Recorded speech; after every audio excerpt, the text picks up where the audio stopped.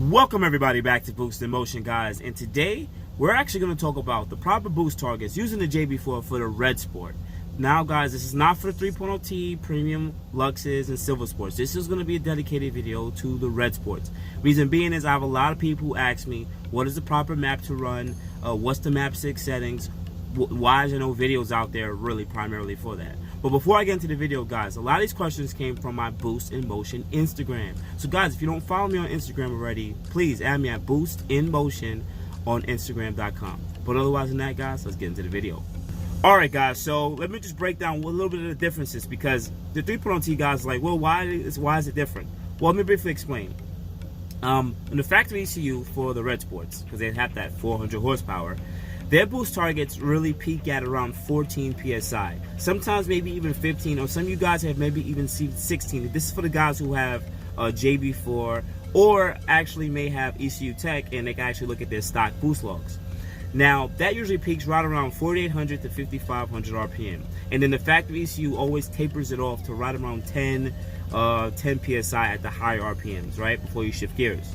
Now, but based on the STILLEN article, the best boost target, the best optimal target is right around 18 PSI. After that, sometimes if the turbos get less efficient, I'll leave that up to some of the people who know what they're doing. But yes, a safe boost target is right around 18 to 19 PSI, right? So most people, they'll switch to a map 6 setting. Now the map 6 setting is when you can actually put in your own boost targets over the stock boost. Now, for some of the people, this could vary because there's two factors. One, fueling. That's very important. It depends on the amount of fuel or the type of fuel you're using.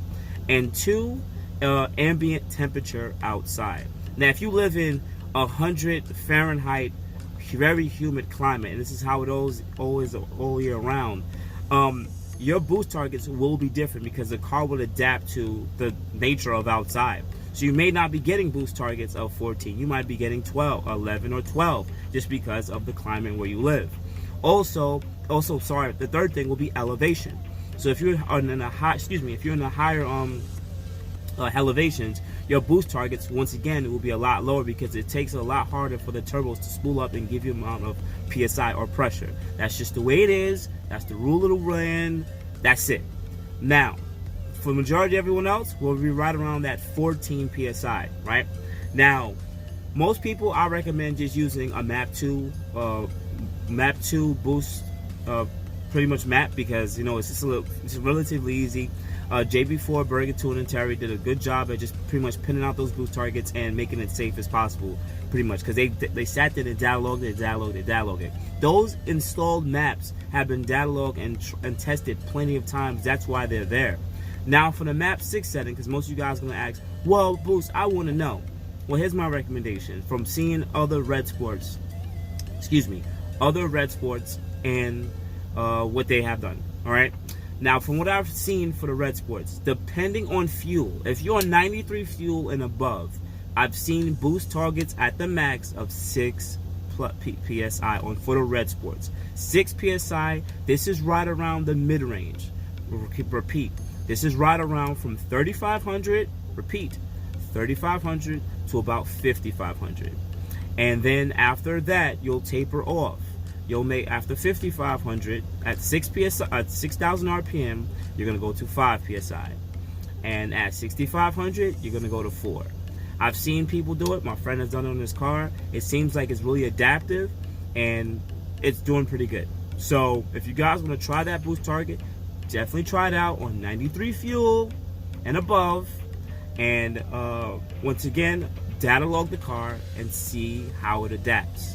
Okay, now if you're on 91 fuel, unfortunately most people don't go that high, because you'll need some kind of octane booster to add to the 91 fuel, or you'll need to add a little bit of E85 if E85 is available around where you're at.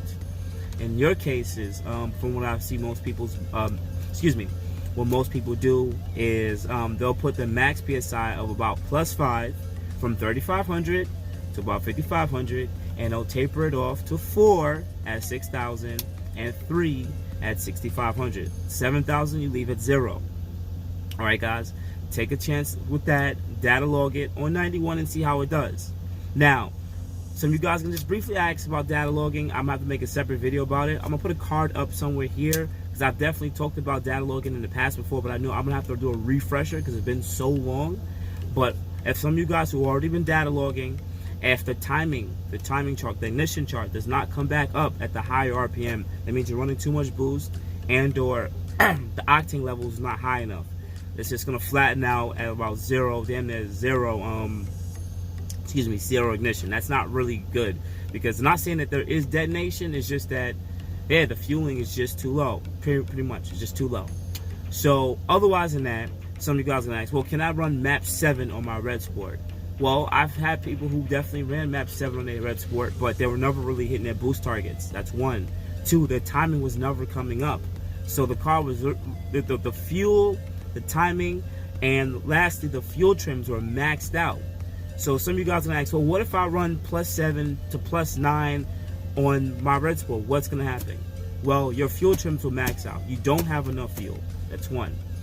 Two, you won't hit your boost targets. So if you have a +7 on 14, that should give you 21 PSI. Some people are not hitting that. They're not hitting the 21 PSI. And also, number three, you'll notice that the car will start hesitating or pretty much like dropping out of power. Like it'll stutter. Reason being is not only because it's flooded with fuel, but two, remember your Redsports have optical sensors. Now the stock ECU still recognizes this and will dumb it down and try to slow the car down. Now for people who are tuned, this isn't an issue because you're tuned. But for the boost control of the Burger tuning, we're still in the stock ECU, so the car will pick that up and will try to knock you back down to keep everything within check.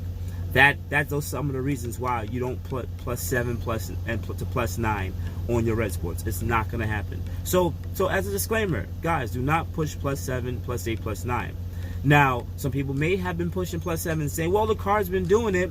Well, maybe you might be a modified Redsport. You might have lower downpipes and exhaust and a few other modifications to be able to run +7. I'm still not going to sit there and advocate for +7 because the fuel trims are still too high.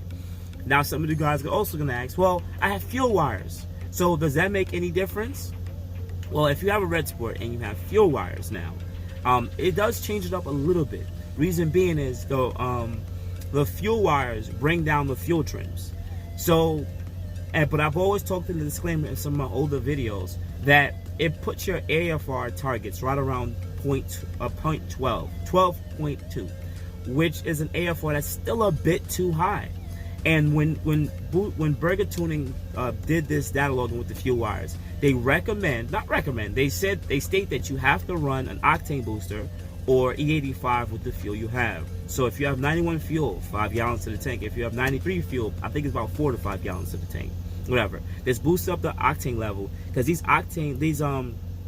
AFR targets are just a bit too high. You'll be more prone to detonation and pre-detonation and pretty much knock. And you don't want that. That's no good. But those fuel wires definitely do bring down the fuel trims, which makes the car run properly and a lot better. So yes, you can definitely give that a shot out with your fuel wires for some of the guys that definitely do it.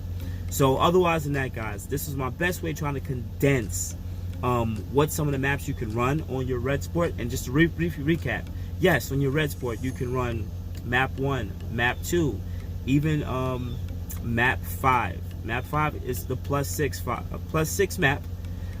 But remember, this all depends on fueling. This is if you have 93 and up. If you have 91 fuel with no E85, no octane booster, my recommendation is you only go up to map 2 or map 6 where you have the peak, the peak +5, and then you taper it off right up to RPM.